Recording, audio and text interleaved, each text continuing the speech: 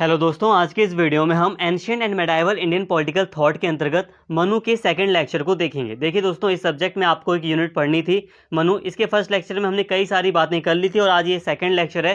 Second lecture में हम सारी बातें कवर कर लेंगे, जो भी चीज़ें रह गई थी उन सभी को आज की इस वीडियो में हम कवर कर लेंगे, जिससे कि आपकी पूरी की पूरी यूनिट खत्म हो जाएगी या पूरी की पूरी यूनिट कवर हो जाएगी। तो प्लीज़ वीडियो को पूरा देखना ताकि सारी बातें आप समझ सकें। तो चलिए दोस्तों, बिना किसी देरी के अपने चैप्टर को आगे कंटिन्यू करते हैं। तो यहाँ पे हम सबसे पहले बात करेंगे मनु की सामाजिक दर्शन। जो मनु का सामाजिक दर्शन था वो क्या था। देखिए, मुख्य रूप से मैं अगर आपको बताऊं तो अभी हम यहाँ पे पढ़ने जा रहे हैं टॉपिक में कि सोशल लॉज के बारे में मनु ने क्या क्या बातें कही हैं, सामाजिक व्यवस्था है उसके बारे में मनु ने क्या विचार रखे हैं, विधि संहिता के बारे में उन्होंने क्या क्या बातें कही हैं, क्या मनुस्मृति में लिखा है। तो यहाँ पर हम मुख्य रूप से जो सोशल लॉज हैं, जो सामाजिक कानून है, सामाजिक व्यवस्था है मनु के अनुसार, उसके बारे में यहाँ पर हम अध्ययन कर रहे हैं। तो यहाँ पे सारी बातें सिलेबस के अकॉर्डिंग ही हो रही है, बस आप वीडियो को पूरा देखिए, समझ में सारी बातें आ जाएंगी। तो देखिए दोस्तों, 4 वर्णों में समाज का कार्यात्मक विभाजन और 4 आश्रमों में मानव जीवन की व्यवस्था मनुस्मृति में है। अगर हम बात करें मनुस्मृति की, तो मनुस्मृति में हम देखते हैं कि वर्णों का जिक्र किया गया है, वर्णों का वर्णन किया गया है, 4 आश्रम बताए गए हैं। तो ये क्या हैं? ये सामाजिक व्यवस्था से संबंधित ही हैं, इसीलिए हमें इसको भी पढ़ना पड़ेगा। तो मनुस्मृति में कार्यात्मक विभाजन में, यानी कि कार्य के आधार पर वर्णों का विभाजन किया गया है। यहाँ पर एक बात मैं थोड़ा सा एक्सप्लेन करूंगा। यहाँ पे देखिए, जो वर्ण था वो तो क्या था, जन्म के आधार पर ही दिया जाएगा, ठीक है, लेकिन उन वर्णों में कार्यात्मक विभाजन भी था, ठीक है। तो वर्णों में कार्यात्मक विभाजन था। इसके साथ ही जो जीवन से संबंधित 4 आश्रम होते हैं उनकी बात भी यहाँ पे मनुस्मृति में की गई है। इसे भी अभी हम कंटिन्यू करेंगे। तो बस और भी बातें होंगी, दूसरी बातें होंगी, बस आप वीडियो देखते रहिए, समझ में आ जाएगा। तो सबसे पहले बात करते हैं वर्ण व्यवस्था की। यहाँ पे एक चीज़ मैं आगे अभी बता देता हूँ। अभी हम यहाँ पे वर्ण व्यवस्था को समझ रहे हैं, तो कई लोगों को लगेगा कि यार हम वर्ण व्यवस्था को क्यों समझ रहे हैं, लेकिन यहाँ पे सारी बातें मनु के कॉन्टेक्स्ट में हो रही हैं, ठीक है, मनुस्मृति के कॉन्टेक्स्ट में हो रही हैं, जो कि समाज का एक बहुत बड़ा हिस्सा है, ठीक है। वर्ण व्यवस्था समाज का एक बहुत बड़ा हिस्सा है, तो हमें इसे समझना ही पड़ेगा। सामाजिक जो व्यवस्था है उसके अंतर्गत वर्ण व्यवस्था आती ही आती है, तो इसे हमें समझना ही पड़ेगा। और ये सारी बातें मनु के अकॉर्डिंग हो रही हैं, तो यही कहूँगा कि सारी चीज़ें इंपॉर्टेंट है, ध्यान से सुने और हो सके तो नोट डाउन भी आप कर लेना।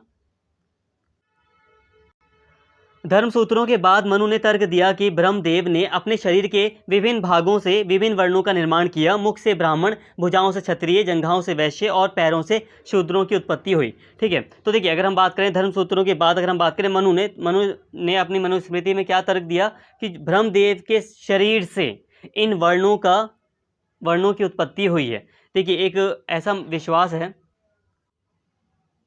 कि ब्रह्मदेव थे उनके शरीर से, जैसे कि जो मुख थे उनसे ब्राह्मण की उत्पत्ति हुई, भुजाओं से क्षत्रियों की उत्पत्ति हुई, जंघाओं से वैश्य की उत्पत्ति हुई, पैरों से शूद्रों की उत्पत्ति हुई। कहीं कहीं पर आप देखोगे कि ऐसा भी कहा जाता है कि एक आदि पुरुष था या पुरुष थे जिनके शरीर के अंगों से वर्ण व्यवस्था की उत्पत्ति हुई है। तो ऐसे भी कई जगहों पर तर्क दिया जाता है। तो ये सामान्य बातें थी, बहुत हल्की सी सामान्य बातें, आपको समझ में आ गई होंगी, कोई दिक्कत नहीं है। इसका प्रयोग व्यवस्था के लिए देवीय व्यवस्था और वैधता के एक रूप का प्रस्ताव करने के लिए भी किया गया था। उन्होंने दावा किया कि यह भेदभाव समाज के कार्यात्मक विभाजन का भी संकेत देता है। अब ये जो बातें हैं, अब इन बातों का जो प्रयोग है वो समाज में इन चीज़ों को एक मान्यता दिलाने के लिए भी इनका प्रयोग किया गया था। देखिए, अब ब्रह्मदेव के शरीर से जोड़ने का मतलब क्या था कि देवीय वैधता करार करना वर्ण व्यवस्था को, मतलब कि भगवान के शरीर से, मतलब ब्रह्मदेव भगवान के शरीर के अंगों से इनकी उत्पत्ति हो रही है। तो ये ऐसा तर्क देने का मतलब क्या था कि इसे देवीय वैधता ठहराना, और देवीय वैधता का मतलब क्या था कि इसे भगवान ने बनाया है तो लोग इसे माने। तो इस तरह से भी इस मान्यता का प्रयोग किया गया था ताकि इसे देवी वैधता मिल सके। मनु के अनुसार सभी पुरुषों की क्षमताएं समान नहीं थी, क्योंकि उनके पास अलग अलग कार्यकारी क्षमताएं थी, इसलिए उन्हें आदर्श रूप से उन कार्यों को करना चाहिए जिनके लिए वे उपयुक्त थे। दुर्भाग्य से मनु के लिए इस मानदंड का निर्धारक व्यक्ति का जन्म ना था, व्यक्ति की योग्यता नहीं थी, बल्कि व्यक्ति का जन्म था। तो यहाँ पे देखिए, बात को समझिए। यहाँ पे जो मनु है उनका विचार है कि सभी जो पुरुष हैं उनकी क्षमताएं एक समान नहीं हैं। उन्होंने एक तरफ ये कहा कि सभी को अपनी अपनी क्षमताओं के अकॉर्डिंग कार्य करना चाहिए, लेकिन ये जो कार्य हैं यहाँ पर इन्होंने इसका आधार जन्म को चूज़ कर लिया कि ये जो मतलब यज्ञ करने का जो अगर ब्राह्मण का कार्य है तो वो ब्राह्मण का जो परिवार का जो जन्म लेने वाला जो व्यक्ति होगा वही कर सकता है वो कार्य। जो योद्धा है वो क्षत्रिय ही बन सकता है। ब्राह्मण सदाचारी थे और ज्ञान प्रदान करने के लिए थे। क्षत्रिय दूसरों की रक्षा करने और सुरक्षा प्रदान करने के लिए समर्पित थे क्योंकि वे बहादुर और साहसी थे। वैश्य वस्तुओं और सेवाओं के उत्पादन के कार्यों के लिए समर्पित थे और शूद्र लोगों को सेवा प्रदान करने के लिए थे। ब्राह्मणों को क्षत्रियों, वैश्यों और शूद्रों के साथ पदानुक्रम के अवरोही क्रम में सबसे प्रतिष्ठित स्थान पर कब्जा करने के लिए कहा जाता है, जिसमें सबसे नीचे शूद्र होते हैं। ब्राह्मणों को अन्य लोगों से श्रेष्ठ माना जाता था क्योंकि वे चरित्र में शुद्ध, गुणी और वेदों में पढ़े लिखे थे और इसलिए उन्हें धर्म का पूरा ज्ञान था। तो यहाँ पे दोस्तों मैं ज़्यादा समझाने की जरूरत है नहीं, ये सामान्य बातें आपके समझ में भी आएंगी। थोड़ा अच्छे से एक्सप्लेन कर देता हूँ यहाँ पे मैं। तो देखिए दोस्तों, मनुस्मृति में वर्ण व्यवस्था का काफ़ी विस्तार से वर्णन किया गया है। वर्ण व्यवस्था में जो वर्ण व्यवस्था है उसे 4 वर्णों में डिवाइड किया गया है। ठीक है, 4 वर्णों में सबसे ऊपर ब्राह्मणों को रखा गया है, फिर उसके नीचे क्षत्रियों को रखा गया है, उसके भी नीचे जो वैश्य वर्ण है उसको रखा गया है, इसके बाद लास्ट में शूद्रों को रखा गया है। अब ब्राह्मणों को बहुत यानी कि सबसे ऊंचा स्थान दिया गया है, इसीलिए समाज में उनका जो सम्मान है, जो उन्हें मतलब उनके लिए जो व्यवस्था है वो काफ़ी अच्छी बनाई गई है मनुस्मृति के अनुसार। ठीक है, और शूद्रों को सबसे नीचे स्तर पर रखा गया है और सबसे मतलब एक निम्न स्थिति शूद्रों को प्रदान की गई है मनुस्मृति के अनुसार। एक चीज़ और कहूँगा, यहाँ पे जितनी भी बातें हम पढ़ रहे हैं, यहाँ पर जितनी बातें मैं आपको बता रहा हूँ, तो ये मनु सामाजिक व्यवस्था के अंतर्गत क्या बातें कह रहे हैं, वो किस तरह से देख रहे हैं समाज को, वो सारी बातें आपको बताई जा रही हैं। ठीक है, जैसे कि यहाँ पर लिखा है कि क्योंकि वे बहादुर थे, साहसी थे। कौन? यहाँ पे क्षत्रियों को बहादुर साहसी दिखाया जा रहा है। तो ये मनु ने अपने समाज के अकॉर्डिंग उस टाइम पर जो उन्होंने देखा या जो उन्होंने सोचा समझा उसके अकॉर्डिंग वो लिख रहे हैं। ठीक है, ऐसा नहीं है कि यहाँ पे हम प्रमाणित कर रहे हैं कि नहीं वही बहादुर थे, वही साहसी थे, ऐसा कुछ नहीं है। ठीक है, तो यहाँ पे हम उनके अकॉर्डिंग पढ़ रहे हैं कि मनुस्मृति में क्या लिखा है या क्या क्या बातें कही गई हैं। इससे आपको और ज़्यादा चीज़ें क्लियर होंगी। तो यहाँ तक आई होप समझ में आया होगा। क्षत्रियों को पदानुक्रम में दूसरे स्थान पर रखा गया था। जो समाज में जो पदानुक्रम था उसमें दूसरे स्थान पर क्षत्रियों को रखा गया था और उनमें दूसरों को सुरक्षा प्रदान करने का कर्तव्य की भावना थी। ठीक है, उनसे उम्मीद की जाती थी कि वो दूसरों को सुरक्षा प्रदान करें। वैश्य लाभ के उद्देश्य से जो वैश्य वर्ण के व्यक्ति थे वो व्यापारी वगैरह होते थे या जो कृषक थे, तो उनमें वो मतलब लाभ के उद्देश्य से वो शासित होते थे, मतलब वो लाभ पर अपना ध्यान देते थे या उनका यही कार्य था, इच्छाओं और स्वार्थ से निर्देशित थे। तो यहाँ तक हमने वर्ण व्यवस्था को हल्का सा समझ लिया, एक आइडिया ले लिया, ये बातें थी समाज के अंतर्गत मनु ने इस तरह की वर्ण व्यवस्था को सामने रखा था। अब इसी वर्ण व्यवस्था के अंतर्गत आपको कई सारी चीज़ें यानी कि सामाजिक लॉज आपको समझ में आएंगे। अब इसी वर्ण व्यवस्था में अब देखिए मनु ने क्या क्या सामाजिक लॉज की बात की, सामाजिक कानून की बात कर ली। जैसे कि अब देखिए ब्राह्मणों के लिए क्या विशेषाधिकार रखा मनु ने, या शूद्रों को क्या स्थिति प्रदान की, क्षत्रियों को वैश्यों को क्या क्या स्थिति प्रदान की, क्या क्या नियम थे उनके लिए। इस वर्ण व्यवस्था के अंतर्गत ही आपको वो सारे देखने को मिल जाएंगे। तो इस तरह क्या है ये एक तरह से सामाजिक व्यवस्था ही तो है, सामाजिक उनके कानून ही तो हैं। मनु ने ब्राह्मणों के लिए स्पष्ट प्राथमिकता के साथ प्रत्येक वर्ण के लिए एक सख्त आचार संहिता निर्धारित की।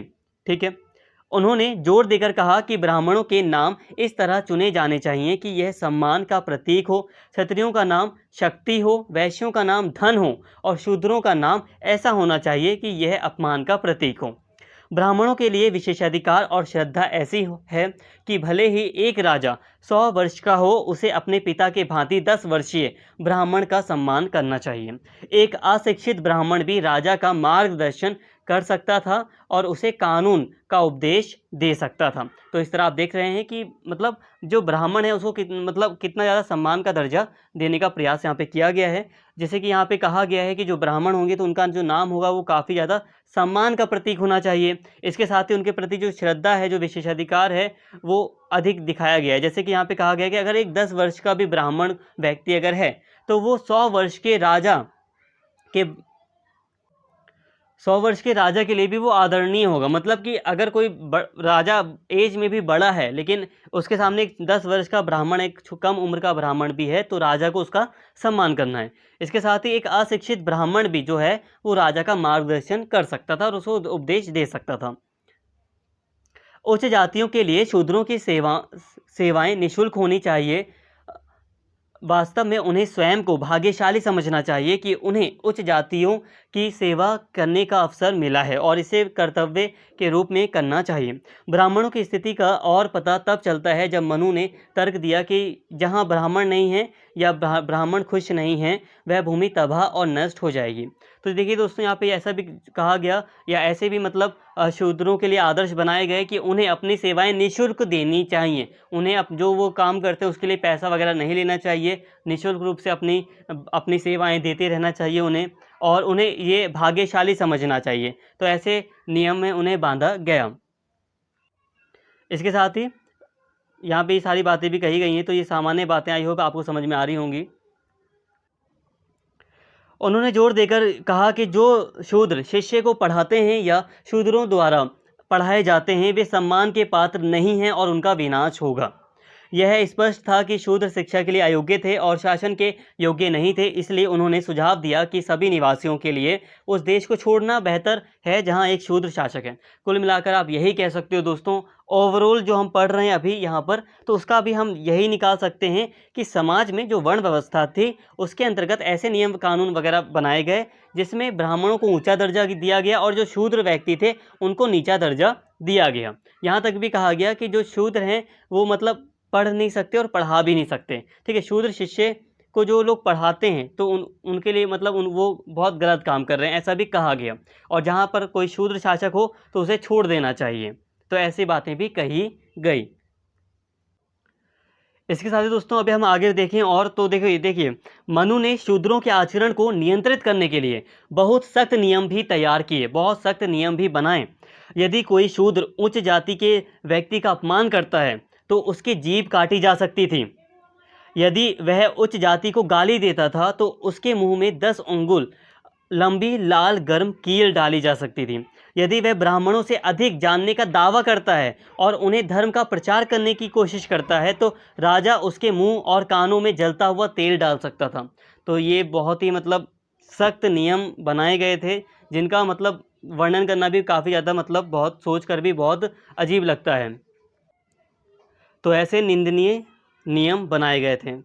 इसके साथ ही दोस्तों यदि कोई शूद्र पुरुष उच्च जाति की महिलाओं के साथ संबंध बनाता है, यानी कि कोई शारीरिक रिलेशन बनाता है, तो उसे मौत के घाट उतार दिया जाता था और उसकी सारी संपत्ति जब्त कर ली जाती थी। पद अनुक्रम सख्ती से ब्राह्मणों के पक्ष में था। देखिए दोस्तों, यहाँ पे मैं ज़्यादा समझा नहीं रहा हूँ क्योंकि बहुत इजी है, आई होप समझ में आ रहा है। एक सेंटेंस है ये, आपको समझ में आ जाएगा। अगर एक बार आप खुद भी पढ़ लेंगे तो आ जाएगा समझ में, बाकी मैं अपना बेस्ट दे रहा हूँ। पद अनुक्रम सख्ती से ब्राह्मणों के पक्ष में हैं और उनके विशेषाधिकारों के लिए कई अपवाद और उन्मुक्तियाँ हैं। यह विशेषाधिकार दंड कानूनों तक भी बढ़ाया गया है, जहाँ एक ही अपराध में शामिल अपराधियों के लिए अलग अलग सजाओं का सुझाव दिया गया था। देखिए दोस्तों, जो पद अनुक्रम था उसमें हम देखते हैं जो नियम कानून वगैरह थे उसमें वो सभी ब्राह्मणों के पक्ष में थे, विशेषाधिकार प्राप्त था। और यहाँ पे हम देखते हैं कि उन्हें कई तरह के मतलब अपवाद और उन्मुक्तियाँ भी मिली हुई थी। जैसे कि कहने का मतलब यह है कि देखिए जैसे कि मान लो चोरी है, ठीक है, मैं किसी को कह नहीं रहा हूँ, यहाँ पे किसी को मैं टारगेट नहीं कर रहा हूँ, मैं बस एग्जाम्पल देकर बता रहा हूँ। जैसे कि मान लीजिए कोई ब्राह्मण व्यक्ति है, ठीक है, और कोई शूद्र व्यक्ति है, तो उस टाइम की बात की जाए तो अगर कोई शूद्र व्यक्ति चोरी करता है तो उसको अलग अपराध की उसको इसके लिए अलग सज़ा दी जाएगी, और अगर वही चोरी कोई ब्राह्मण व्यक्ति करता है तो उसको अलग सज़ा दी जाएगी। मतलब ओवरऑल कहा जाए तो शूद्रों को सज़ा ज़्यादा दी जाएगी और ब्राह्मणों को सज़ा कम दी जाएगी। तो ऐसे नियम थे। शूद्रों की न केवल निंदा की जाती है बल्कि किसी भी सम्मानजनक उद्यम से भी मना किया जाता है। अंतर्भोजन और अंतरजातीय विवाह पूर्णतः प्रतिबंधित है। इसके साथ ही दोस्तों यहाँ पे हमने बात की, अगर हम आगे बात करें तो जो अंतर्भोजन था, एक जाति से एक वर्ण से दूसरे वर्ण में जो भोजन था इस पर प्रतिबंध था, और जो अंतरजातीय विवाह था उस पर भी प्रतिबंध था। ठीक है, आज भी आप देखेंगे कि इस चीज़ को क्रिटिक करने के लिए, इस चीज़ को दिखाने के लिए कि कोई भी आज इन चीज़ों में विश्वास नहीं रखता है, और इसी के चलते आज देखेंगे जो बड़े बड़े राजनेता हैं वो एक दूसरी जाति के घर में जाकर भोजन करते हैं। तो दोस्तों यहाँ तक हमने सामाजिक व्यवस्था के अंतर्गत, सामाजिक कानूनों के अंतर्गत वर्ण व्यवस्था को ही समझा है सिर्फ, ठीक है। तो वर्ण व्यवस्था को हमने यहाँ तक समझ लिया, हालांकि कम समय में समझा है, लेकिन फिर भी अगर जो नियम कायदे कानून वगैरह हमने अभी वर्ण व्यवस्था के अंतर्गत देखे तो उन्हें देखने के बाद हमारा शरीर कांप जाता है। अगर हम थोड़ा ध्यान से विचार करें कि ऐसे ऐसे नियम वगैरह बनाए गए थे जिसमें कि एक जो शूद्र जो वर्ण था उसको बहुत ही ज़्यादा निम्न स्थिति प्रदान की गई थी। तो दोस्तों आगे बढ़ते हैं और बात करते हैं आश्रम धर्म की। तो ये भी समाज का एक हिस्सा था, तो ये भी एक आप समझ सकते हैं कि समाज में जो जीवन था उसमें मतलब क्या क्या चीज़ें होनी चाहिए। तो उसके लिए 4 आश्रम बनाए गए थे, ठीक है। एक अवस्थाएं कह सकते हो, डिसाइड किया गया था कि इस अवस्था में हमें ये करना चाहिए, इस अवस्था में हमें ये करना चाहिए। तो ये आश्रम धर्म थे। आज इसे आश्रम मत समझ लेना जहाँ पर मतलब लोग रहते हैं नॉर्मली, उसे ये मत समझ लेना। ये जीवन की कुछ मतलब अवस्थाएँ हैं। तो उसके बारे में अब हम पढ़ते हैं। तो समाज में आश्रम धर्म क्या था, कैसे था, इसको समझिए। आश्रम धर्म भी प्राचीन भारतीय चिंतन की एक अनिवार्य विशेषता है। यह एक ऐसी संरचना है जिसे भौतिकवादी सुखों और आध्यात्मिकता के आनंद के बीच एक संतुलित जीवन जीने के लिए महत्वपूर्ण माना जाता था, जिसमें लौकिक और साथ ही परलौकिक जीवन के महत्व पर जोर दिया जाता था। इस व्यवस्था को अनिवार्य रूप से उच्च जातियों द्वारा पालन करने के लिए तैयार किया गया था, जिसमें शूद्रों को छोड़कर अन्य सभी वर्ण शामिल थे। देखिए दोस्तों, अगर हम बात करें आश्रम धर्म की, तो आश्रम धर्म देखिए क्या है। आश्रम धर्म प्राचीन भारतीय चिंतन की एक अनिवार्य विशेषता है। अनिवार्य विशेषता है ये। अब ये है क्या, तो देखिए जो हमारा भौतिक जीवन होता है और जो आध्यात्मिक जीवन होता है, इसमें एक बैलेंस बनाने के लिए, इसे संतुलित करने के लिए आश्रम धर्म बनाए गए थे। देखिए दोस्तों, पहले आपको शब्द बताता हूँ। भौतिकवादी शब्द का मतलब होता है जैसे कि अभी मुझे मान लो गर्मी लग रही है, मैं चाहता हूँ कि एक पंखा मिल जाए मुझे, मतलब मुझे पंखा मिल जाए, मुझे हवा चाहिए, एसी लग जाए मेरे घर में, मुझे ठंडी हवा चाहिए। तो ये भौतिक सुख है, मैं भौतिक सुख की इच्छा रख रहा हूँ। आध्यात्मिकता क्या है? आध्यात्मिकता क्या है? मैं प्रभु का ध्यान कर रहा हूँ, मैं किसी भी चीज़ का ध्यान कर रहा हूँ, आध्यात्म में जुटा हूँ, मैं पूजा पाठ कर रहा हूँ, तो ये अध्यात्म है, ठीक है। ध्यान करना या किसी की मतलब पूजा करना, ठीक है, ईश्वर की आराधना करना, ये अध्यात्म है। तो ये आध्यात्मिक जीवन हो गया, भौतिक सुख हो गए। आध्यात्मिक जीवन में हम नॉर्मली भौतिक सुख की इच्छा नहीं करते, हम ये नहीं कहते हम एसी चाहते हैं, हम फ्रिज चाहते हैं, हम वॉशिंग मशीन चाहते हैं। अध्यात्म में तो हम क्या करते हैं, एक संत की तरह हो जाते हैं कुछ समय के लिए ही सही, लेकिन अध्यात्म में हम अपने मन को साफ करते हैं। तो ये जो चीज़ें हैं, भौतिक सुख और आध्यात्मिकता, ये जो चीज़ें हैं, इसमें एक बैलेंस बनाने के लिए आश्रम धर्म का होना अनिवार्य माना गया था। तो उसी को नियंत्रित करने के लिए आश्रम धर्म बनाए गए थे। और लौकिक और परलौकिक, ये आश्रम जो धर्म थे वो लौकिक और परलौकिक, यानी कि लोक मतलब पृथ्वी पर जो जीवन है, दुनिया, ठीक है, और परलोक जब मतलब इस दुनिया के बाहर जो चीज़ है, जो परलोक है, ठीक है। तो मतलब जो जब व्यक्ति नहीं रहेगा, व्यक्ति के मरने के बाद जो जीवन उसका शुरू होगा, ऐसी मान्यता है कि परलोक में वो जाएगा। तो दोनों को सुधारने के लिए, दोनों में बैलेंस बनाने के लिए भी आश्रम धर्म इम्पॉर्टेंट माने गए थे। अब इस व्यवस्था अगर हम बात करें तो आश्रम धर्म के लिए भी हम अगर देखते हैं तो शूद्रों को इससे दूर रखा गया था। तो जो ऊंची जातियां रही थी उन्हीं के लिए ये आश्रम धर्म निर्देशित थे। 4 आश्रम धर्म थे। पहला था ब्रह्मचर्य आश्रम, दूसरा था गृहस्थ आश्रम, वानप्रस्थ आश्रम और संन्यास आश्रम। ये 4 आश्रम थे। अब देखिए एक एक करके जल्दी से समझते हैं। ब्रह्मचर्य आश्रम को सबसे पहले समझ लेते हैं। ब्रह्मचर्य आश्रम किसी के जीवन का पहला चरण है और 25 वर्ष, यहाँ पे एक बात एक्सप्लेन करूँगा, ये चीज़ें ना समझ में बहुत जल्दी आ जाएंगी, इसे थोड़ा याद करना चाहिए आपको। मैं समझा दूंगा बहुत जल्दी, लेकिन थोड़ा सा हो सके तो 1-2 बार आप इस चीज़ को माइंड में रखने का प्रयास करें, ताकि जिससे कि आपको याद रहे। ब्रह्मचर्य आश्रम की अगर मैं बात करूँ तो ब्रह्मचर्य आश्रम जीवन का पहला चरण था और 25 वर्ष की आयु तक रहता था। ये मतलब व्यक्ति के जन्म से लेकर आप मान सकते हो 25 वर्ष की आयु तक ये ब्रह्मचर्य रहता था। ऐसा नहीं कि जिस अभी आगे बात की जाएगी कि व्यक्ति को पढ़ने के लिए भेज दिया जाता था, लेकिन यहाँ पे थोड़ा सा आप ये मत सोच लेना कि व्यक्ति का जन्म होते ही उसे पढ़ने के लिए भेज दिया गया, ऐसा नहीं है। लेकिन हाँ, 25 वर्ष तक व्यक्ति ब्रह्मचर्य आश्रम में रहता था, जहाँ व्यक्ति से गुरु के आश्रम में परिवार से दूर रहने और इस चरण को सीखने के लिए समर्पित किया जाता था। मतलब गुरुकुल वगैरह में भेज दिया जाता था, व्यक्ति गुरु के साथ रहता था 25 वर्ष तक और फिर ब्रह्मचर्य का पालन करता था और ज्ञान वगैरह अर्जित करता था। व्यक्ति अनुशासनात्मक व्यक्ति अनुशासनात्मक नियमों द्वारा शासित होता था, मतलब जो व्यक्ति था वो डिसिप्लिन में रहता था, जिसका पालन वह शिक्षक के मार्गदर्शन के आधार पर करता था। मतलब शिक्षक के नियंत्रण में था, गुरु के नियंत्रण में था। गुरु के अनुसार जो नियम वगैरह बनाए जाते थे वो व्यक्ति फॉलो करता था और डिसिप्लिन में रहता था। इस चरण में किसी भी भौतिक या भौतिक सुख से रहित होना चाहिए। अब ये एक ऐसा चरण था जिसमें व्यक्ति किसी भौतिक सुख की इच्छा नहीं करता था, मतलब एक बहुत ही सादा जीवन था। ठीक है, यहाँ पे जो ऐशो आराम वाली बात है वो नहीं थी। ठीक है, भौतिक सुख की इच्छा या भौतिक सुख के बिना व्यक्ति रहते थे इस चरण में। यहाँ तक कि भोजन को भी भिक्षा के रूप में एकत्र किया जाना था, जिससे बच्चे को जीवन के चरम के लिए तैयार किया जा सके। सारा ध्यान ज्ञान और उसके सभी संकायों में सुधार के लिए आवश्यक गुणों को इकट्ठा करने पर था। तो कुल मिलाकर ये जो ब्रह्मचर्य आश्रम था, इस आश्रम के दौरान जो व्यक्ति का जीवन था वो काफ़ी ज़्यादा सादा था, सादा जीवन व्यक्ति व्यतीत करता था। इसमें गुरु के अधीन रहते हुए व्यक्ति ज्ञान अर्जित करने पर मुख्य ध्यान केंद्रित करता था, और ये 25 वर्ष तक की आयु तक ब्रह्मचर्य आश्रम था। आई होप यहाँ तक आपको सारी बातें समझ में आ गई होंगी। ब्रह्मचर्य आश्रम के बाद दूसरा आश्रम आता है यहाँ पे गृहस्थ आश्रम। अब यह 25 से 50 वर्ष की आयु तक होता है। इस अवधि के दौरान व्यक्ति से यह अपेक्षा की जाती है, ये इच्छा की जाती है, उम्मीद की जाती है कि वह विवाह करे और बच्चे को जन्म दे और उनकी परवरिश करके समाज में योगदान दे, मतलब समाज को आगे बढ़ाए, परिवार को आगे बढ़ाए। ये व्यक्ति से उम्मीद की जाती थी, वो अपना घर परिवार बसाए। तो ये गृहस्थ आश्रम में ये व्यक्ति का ये कार्य था, या ये व्यक्ति से अपेक्षा की जाती थी। इसके साथ ही उसे भौतिक सुखों का आनंद लेने और समर्पण की भावना के साथ अपने परिवार और समाज से जुड़े अपने सभी कर्तव्यों का पालन करने की अनुमति थी। अब एक व्यक्ति के जो भी मतलब कर्तव्य होते हैं, जो भी मतलब कार्य होते हैं अपने परिवार के लिए, अपने समाज के लिए, वो व्यक्ति को गृहस्थ आश्रम के अंतर्गत ही करना था। इसके साथ ही जो भौतिक सुख होते हैं, जो व्यक्तियों में भौतिक सुख की जो इच्छा थी, उनको व्यक्ति गृहस्थ आश्रम के दौरान उनका आनंद ले सकता था।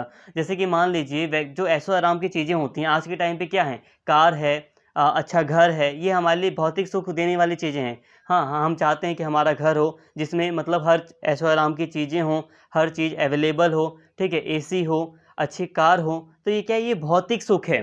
तो गृहस्थ आश्रम के दौरान ही व्यक्ति भौतिक सुखों का लाभ उठा सकता था, और जो उसके कर्तव्य हैं वो परिवार से संबंधित, समाज से संबंधित, उनको वो पूरा करे, ये उससे उससे उम्मीद की जाती थी।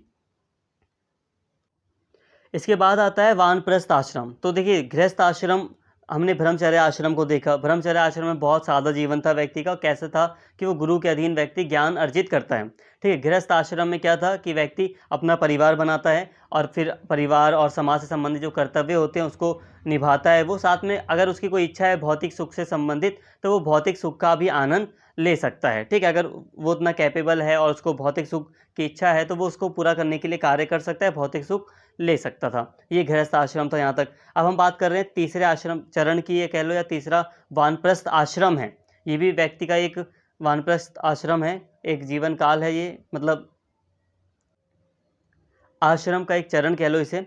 तो 50 वर्ष की आयु के बाद वानप्रस्थ आश्रम का चरण आया, जो अगले 25 वर्ष तक जारी रहता है, जहां व्यक्ति अपने सभी कर्तव्यों और जिम्मेदारियों को अपने बेटे को हस्तांतरित करता है और पत्नी के साथ जीवन के अंतिम चरण की तैयारी करता है।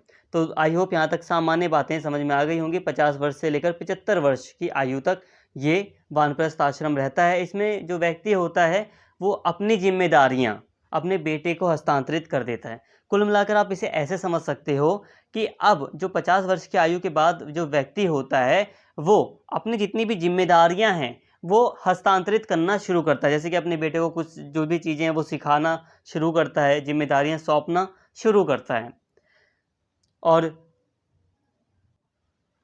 यहाँ उनसे धार्मिक कर्तव्यों का पालन करने और आध्यात्मिकता में संलग्न होने की उम्मीद की जाती है। उनका खान पान पहनावा सादा है या सादा होता है, और वे सभी प्रकार के सांसारिक सुखों को त्याग देते हैं। देखिए दोस्तों, गृहस्थ आश्रम में तो व्यक्ति पूरी तरह जिम्मेदारियां निभाता है, भौतिक सुखों का आनंद भी ले सकता है व्यक्ति। लेकिन वानप्रस्थ आश्रम में ऐसा नहीं कि व्यक्ति अचानक से पूरी तरह सादा जीवन बिताने लगे, अचानक से, ऐसा नहीं है। लेकिन ये एक ऐसा चरण है जिसमें व्यक्ति अपनी जो जिम्मेदारियां हैं उनको अगले जो मतलब उसकी जो पीढ़ी है उसको हस्तांतरित कर देता है, या अपनी तैयारी करता है कि जो जीवन का अंतिम चरण है वो व्यक्ति कैसे बिताएगा। इस चरण में धीरे धीरे व्यक्ति का जो मतलब खान पान वगैरह है, पहनावा है, वो जीवन है जो व्यक्ति का, वो सादा होता चला जाता है। और फिर अंतिम जो चरण है उसके लिए व्यक्ति इस चरण में ही अपने आप को तैयार करता है। अब अंतिम चरण क्या है? संन्यास आश्रम।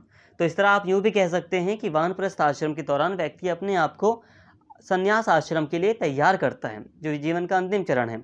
अंतिम चरण संन्यास आश्रम है। इस चरण में प्रवेश करने से पहले उनसे अपने सभी ऋणों को दूर करने और जो भी उनके ऊपर कर्ज है उसको दूर करने, अपने पूर्वजों, माता पिता, परिवार और समाज से संबंधित अपने सभी कर्तव्यों को संतोषजनक ढंग से पूरा करने की उम्मीद की जाती है। इस चरण का अंतिम लक्ष्य मोक्ष प्राप्त करना है और उसे अकेले ही इस यात्रा में भाग लेना है। इस अवस्था में उन्हें सब कुछ त्याग कर सभी संबंधों और सांसारिक मामलों से मुक्त अकेलेपन की ओर बढ़ना पड़ता है। तो बहुत ही सिंपल है संन्यास आश्रम। इस चरण में व्यक्ति सब कुछ त्याग देता है, अपने जो भी संबंध वगैरह हैं सब कुछ छोड़ छाड़ के, मतलब उन सभी को दूर रखते हुए अपने आप को अकेले ही व्यक्ति अब मोक्ष प्राप्ति के लिए आगे बढ़ता है। तो आई होप यहाँ तक आपको सारी बातें समझ में आ गई होंगी। ये 4 आश्रम थे, ये मनु के अनुसार हम समझ रहे हैं। तो उस सामाजिक व्यवस्था में इन आश्रमों का भी बहुत ज़्यादा महत्व था। तो जीवन से संबंधित ये आश्रम फॉलो किए जाते थे, जिसे जो ऊंची जातियां थी उनके लिए अनिवार्य किया गया था। हालांकि शूद्रों को इससे दूर रखा गया था। तो यहाँ तक आपको बात समझ में आ गई होगी। अब हम आगे बढ़ते हैं, यहाँ पे बात करते हैं मनु का महिलाओं व उनके कर्तव्यों संबंधी विचार। सबसे पहले बताऊं हम इसे पढ़ क्यों रहे हैं ये वाला टॉपिक।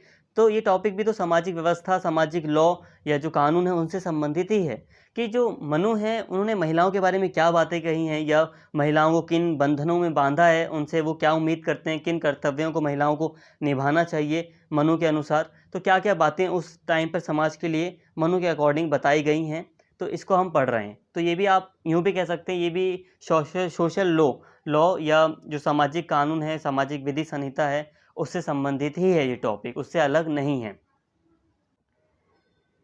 मनुस्मृति में महिलाओं के लिए सामाजिक कानूनों के अनुसार बहुत विवादास्पद प्रस्ताव हैं, खासकर परिवार के दायरे में। तो महिलाओं, अगर हम बात करें मनुस्मृति की दोस्तों, तो मनुस्मृति में महिलाओं के लिए जो सामाजिक कानून बनाए गए हैं, ठीक है, जो सामाजिक सोशल लॉज वगैरह बनाए गए हैं, तो उनको लेकर बहुत ज़्यादा विवाद रहता है। कहीं कहीं पर हमें लगता है कि जो मनु हैं वो महिलाओं के एक तरह से कुछ अच्छे कानून भी उनके लिए बता रहे हैं, लेकिन मैक्सिमम टाइम आपको लगेगा कि जो मनु हैं वो महिलाओं को एक तरह से उनके लिए बहुत कठोर नियम उन्होंने बनाए थे, या उनको बहुत ही कठोर नियमों में बांधने का प्रयास किया था। तो ऐसे कई सारे अभी कानूनों को बताया जाएगा क्या क्या नियम वगैरह थे। तो देखिए, कई मौक़ों पर मनु ने माना कि महिलाओं का सम्मान किया जाना चाहिए। तो यही विवादास्पद है कि कई मौक़ों पर माना कि मनु ने कि महिलाओं का सम्मान किया जाना चाहिए, और जिन देशों में महिलाओं को सम्मान नहीं दिया जाता है या उनका अपमान किया जाता है, उनका विनाश होना तय है। परंतु मनुस्मृति में यह भी उल्लेख किया गया है कि पति पत्नी को समान दर्जा प्राप्त होना चाहिए और उनके बीच आपसी संतुष्टि और खुशी की भावना होनी चाहिए। ये जो परंतु है, इससे पहले इसे हटा दो, यहाँ पे इसकी ज़रूरत है ही नहीं परंतु की। तो यहाँ पे अभी हमें एक विचार दिख रहा है कि जो मनु हैं वो महिलाओं को सम्मान देने की बात कर रहे हैं, ठीक है। लेकिन दूसरी तरफ हमें ऐसे भी नियम देखने को मिलते हैं जिसमें हमें लगता है कि मनु ने महिलाओं को बहुत ही कठोर नियमों में बांधा है। महिलाएं किसी भी तरह से कम नहीं हैं, लेकिन क्योंकि वे शारीरिक रूप से इतनी सक्षम नहीं है। अब देखिए, मनु का मानना है कि क्योंकि वे शारीरिक रूप से इतनी सक्षम नहीं हैं, कि इसलिए जीवन के विभिन्न चरणों में उन्हें सुरक्षा प्रदान करना उनके पिता, पति और पुत्रों का कर्तव्य बन जाता है। इस तरह से एक तरह से आप कह सकते हैं कि पिता, पति और पुत्र के अंडर में रख दिया महिलाओं को। आप यूँ भी कह सकते हैं कि जो पितृसत्तात्मक व्यवस्था है वहाँ वो आपको यहाँ पर दिख जाएगी। साथ ही मनुस्मृति में कई विरोधाभासी विचार भी हमें मिल सकते हैं, जो महिलाओं के चरित्र को संदेह के साथ देखता है और उसके सामाजिक व्यवहार और आचरण को नियंत्रित करने के लिए कई नियम तैयार करता है, ठीक है। इसलिए यह माना जाता है कि पुरुषों को बहकाना महिलाओं का स्वभाव है, और इसलिए यह सलाह दी जाती है कि बुद्धिमान पुरुष अपने संस्थान में सतर्क रहें, क्योंकि उनमें पुरुषों को अपनी इच्छाओं का गुलाम बनाने की क्षमता होती है।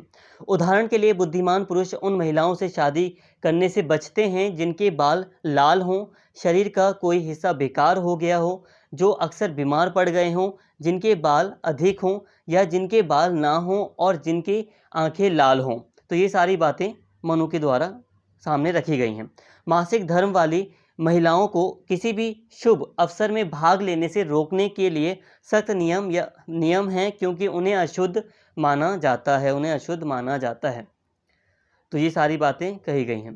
जब उच्च जाति का कोई व्यक्ति गलती से भी शूद्र महिला से शादी कर लेता है तो इससे पूरे परिवार का पतन हो जाता है, क्योंकि शूद्र जाति के सभी अवगुण अगली पीढ़ी में स्थानांतरित हो सकते हैं। मतलब एक ऊंची जाति की जो महिला है,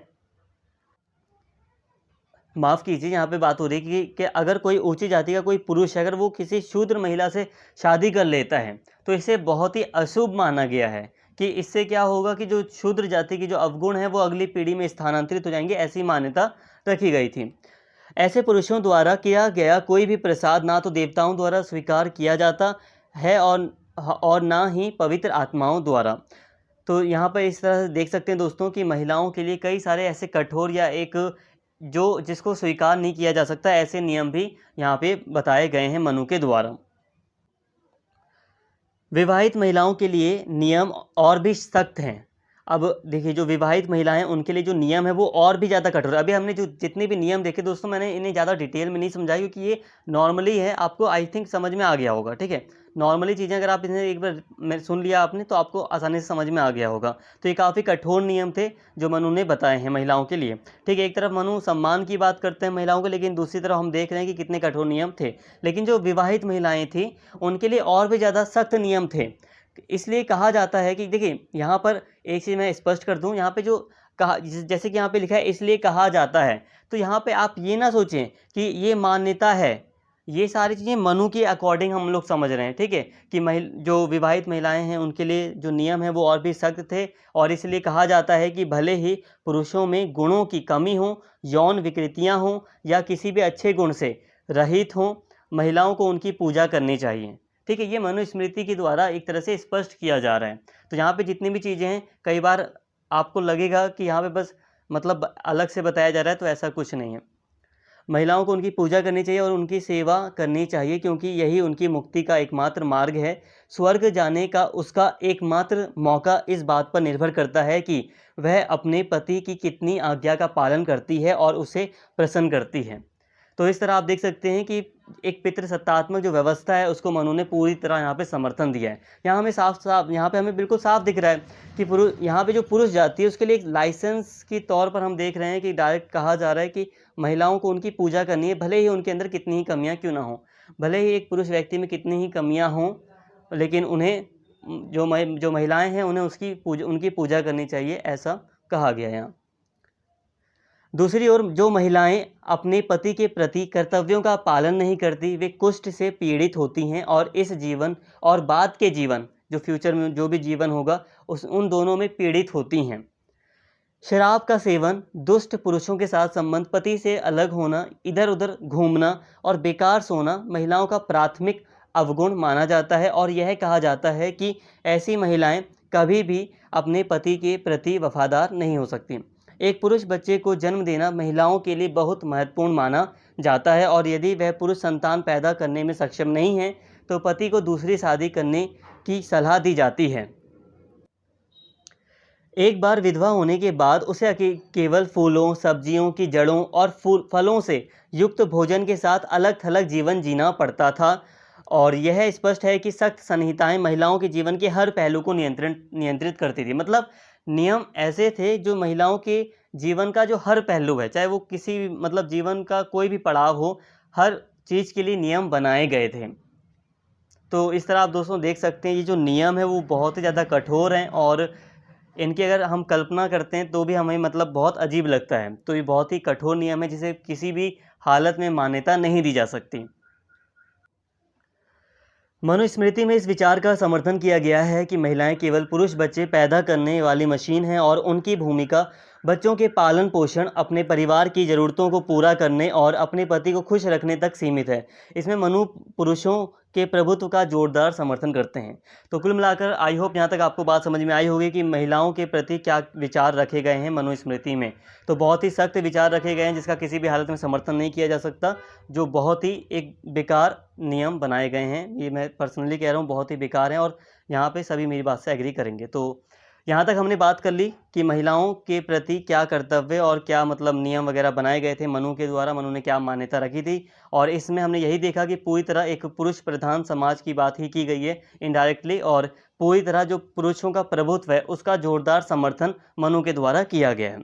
अब हम आगे बढ़ रहे हैं। यहाँ पे जो आपका एक लास्ट टॉपिक है इसको हम देख लेते हैं। यहाँ पे आपको न्याय से संबंधित बातें समझनी है। यहाँ पे मैंने लग रहा है, हाँ लिखा है यहाँ पे न्याय पर मनु। अब न्याय पर मनु क्या कह रहे हैं, तो इसको आप देख लीजिए कि concept of justice by Manu. ठीक है, तो कॉन्सेप्ट ऑफ जस्टिस क्या है यहाँ पर। अब देखिए, हो सकता है एसओएल वगैरह की अगर आप बुक से मैच करेंगे कुछ बच्चे, ठीक है, तो हो सकता है वहाँ पे न्याय पर कुछ और भी करके टॉपिक दिया हो, लेकिन यहाँ पे मैं बस आपको टॉपिक समझा रहा हूँ। ठीक है, और चाहे एसओएल के बच्चे हों, चाहे रेगुलर के बच्चे हों, चाहे किसी दूसरे कोर्स के बच्चे हों, तो उनके लिए भी ये वीडियो यूज़फुल है।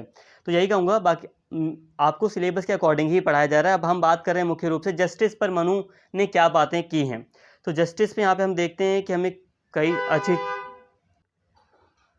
तो न्याय के लिए मनु धर्म सभा की व्यवस्था करते हैं। अब देखिए, एक धर्म सभा होगी, एक अदालत जैसे होती है, न्यायालय होता है, कोर्ट होता है, तो उसी तरह यहाँ पे हमें कुछ सकारात्मक न्याय की जब जब हम बात करते हैं यहाँ पे मनु के न्याय के सिद्धांत की, तो यहाँ पे हमें कुछ सकारात्मक चीज़ें दिखाई देती हैं। जैसे कि मनु यहाँ पर धर्म सभा की व्यवस्था करते हैं।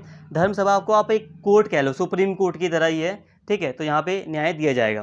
राजा इसका प्रमुख होता था। ये जो धर्म सभा होती थी उसका प्रमुख कौन होता था? राजा। अगर राजा अनुपस्थित है तो राजा की अनुपस्थिति में राजा द्वारा निर्देशित, राजा के द्वारा जो निर्देशित किया गया एक विद्वान ब्राह्मण है, वो प्रमुख हो सकता था धर्म सभा का। ठीक है, धर्म सभा सर्वोच्च न्यायालय थी। जो सुप्रीम कोर्ट है, मतलब सबसे बड़ा जो कोर्ट है, एक तरह से अदालत जो थी उस समय, धर्म सभा ही थी मनु के न्याय के सिद्धांत में। धर्म सभा के नीचे भी एक छोटी धर्म सभा होती थी, छोटी धर्म सभा भी होती थी जो धर्म सभा के नीचे होती थी, जिसमें राजा की ओर से, जिसमें राजा तो प्रमुख नहीं होता था लेकिन राजा नियुक्त करता था, राजा की ओर से नियुक्त एक ब्राह्मण अधिकारी तथा 3 अन्य पंडित होते थे। मतलब कुल मिलाकर 4 लोग यहाँ पे न्याय देते थे छोटी धर्म सभा में। इसके साथ ही मनु ने अपने अन्य न्यायालयों का भी विचार किया है, जिनमें कुल, वंश, श्रेणी और जनपद के न्यायालय प्रमुख है। मतलब कुछ दूसरे भी न्यायालय हुआ करते थे इन धर्म सभा वाले न्यायालय को छोड़कर, जैसे कि कुल का कोई न्याय, कुल श्रेणी का कोई न्यायालय हो गया, जनपद न्यायालय हो गए, तो ये होते थे। तो ये सामान्य बातें आपको समझ में आ गई होंगी। सामान्य चीज़ें हैं, इन्हें हमें सामान्य रूप में ही समझना है। जो मेजरली जो इम्पॉर्टेंट पार्ट था काफ़ी हद तक हमने उसे चैप्टर में कवर किया है, और थोड़ा बहुत न्याय का सिद्धांत अभी हमें और समझना है, तो इससे हमारा पूरा यूनिट अच्छे से कवर हो जाएगा। देखिए, इसके साथ ही दोस्तों अगर हम बात करें तो मनु ने प्रमाणों, जो एविडेंस होते हैं, उसको 2 भागों में विभाजित किया है। तो प्रमाण क्या होंगे इसके बारे में भी अपने न्याय के विचार में इन्होंने यहाँ पे बातें रखी हैं मनु ने। तो प्रमाण, एविडेंस के बारे में बातें की हैं, जैसे कि एक प्रमाण ये है कि मनुष्य के द्वारा कोई प्रमाण दिया जा सकता है। जैसे कि कोई मनुष्य है तो उसके द्वारा लिखित प्रमाण हो, युक्ति हो, कोई सबूत पेश कर दिया जाए, गवाह पेश कर दिया जाए, तो मनुष्य के रूप में प्रमाण पेश हो सकता है, एविडेंस। दिव्य प्रमाण भी होता था, जैसे कि शपथ लेना या कठोर परीक्षाओं के से सत्य असत्य घोषित करना। जैसे कि कुछ मान्यताएं थी ना कि कुछ कठोर परीक्षा ली जाएगी, अगर वो व्यक्ति परीक्षा में पास हो जाता है मतलब प्रमाणित कर सकता है वो, तो ये कुछ दिव्य प्रमाण या एविडेंस रहे थे। तो आई होप यहाँ तक सारी चीज़ें क्लियर होंगी। इसके अलावा मनुस्मृति में न्यायालय के क्षेत्राधिकार में आने वाले विषयों का भी उल्लेख है। यहाँ पर हमें मनुस्मृति में न्यायालय के क्षेत्राधिकार में आने वाले कुछ विषय भी बताए गए हैं, जैसे कि वेतन या पारिश्रमिक ना देना। जैसे कि अगर किसी को वेतन या उसका काम करने पर कोई जो भी चीज़ दी जानी है, अगर उसको नहीं मिलती है तो वो कोर्ट जा सकता है, मतलब ये विचार कोर्ट में रखा जा सकता है। व्यापार में साझेदारी, पशु स्वामी और पशु पालन में विवाद, क्रय विक्रय संबंधी विवाद, धरोहर रखना, ऋण लेकर मुकर जाना, गलत शब्दों का प्रयोग करना, पैतृक संपत्ति का बंटवारा इत्यादि, ये प्रमुख मुद्दे रहे हैं जिनको न्यायालय के क्षेत्राधिकार में लाया जा सकता था। तो आई होप दोस्तों यहाँ तक चीज़ें आपको समझ में आ गई होंगी। पूरा चैप्टर हमने खत्म कर लिया है। उम्मीद करता हूँ वीडियो अच्छी लगी होगी। अगर वीडियो पसंद आई हो तो प्लीज़ चैनल को सब्सक्राइब कर लें, वीडियो को लाइक करें, शेयर करें और कमेंट करके अपना फीडबैक ज़रूर दें। Thank you.